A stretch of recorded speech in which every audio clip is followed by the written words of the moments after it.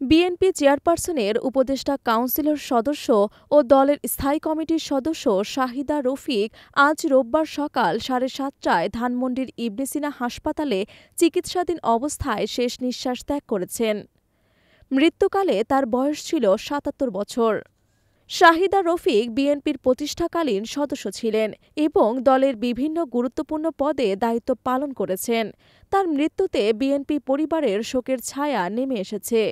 দলের নেতাকর্মীরা তার আত্মার মাগফিরাত কামনা করেছেন এবং শোকাগ্রস্ত পরিবারের প্রতি সমবেদনা জানিয়েছেন। শাহিদা রফিকের জানাজা ও দাফনের সময়সূচি সম্পর্কে বিস্তারিত তথ্য এখনও পাওয়া যায়নি, তবে পরিবারের পক্ষ থেকে জানানো হয়েছে সকল আনুষ্ঠানিকতা সম্পন্ন হওয়ার পর সময়সূচি ঘোষণা করা হবে।